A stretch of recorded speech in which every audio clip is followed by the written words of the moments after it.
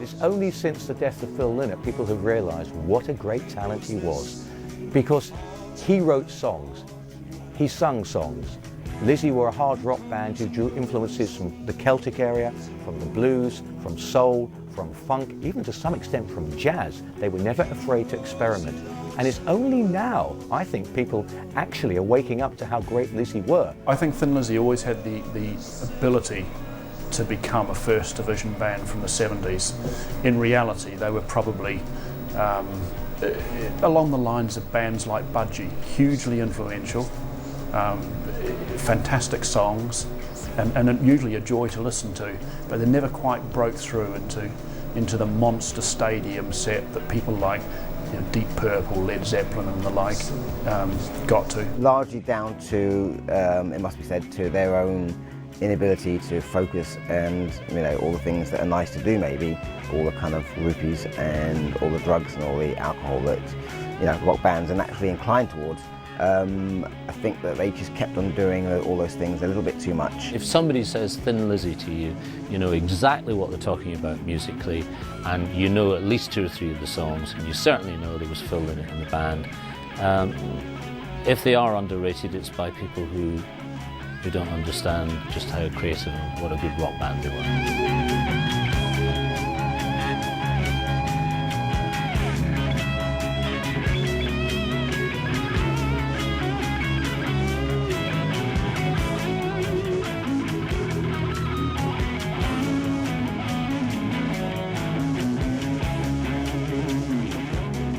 At the end of the day, what they failed to do was they failed to have on each album 2 or 3 songs that became classics, and that's usually the winning formula for bands that sort of achieve superstar status. As a writer, gifted as Phil Lynott was, I don't think he ever really sat down and thought, I'm going to write an album that's going to have like 2 or 3 rock classics and anthemic classics off of it, will be around forevermore. Phil Lynnott's one of the greatest songwriters of all time. In fact, let's take the music away. The songs stand up as poetry. The lyrics stand up as poetry in their own right. And I know Phil Lynott was so proud of a lot of his songs that he actually published them in book form as poems, and they worked.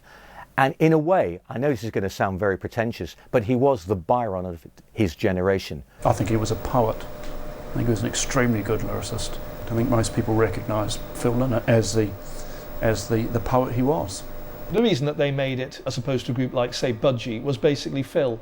Same kind of group, same kind of heavy music, but you had a guy there who was sex on a stick and could charm the birds from the trees, and did.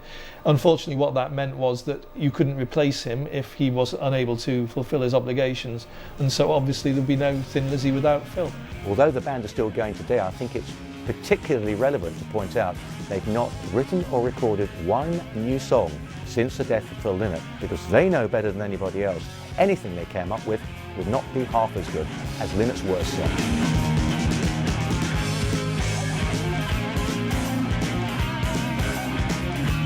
I think Ted Nugent, in a way, without realising it, summed up Lynott, because he came out with a quote when Lynott died, saying, "I want to come to England and piss on his grave," which everyone took to mean that's disrespectful.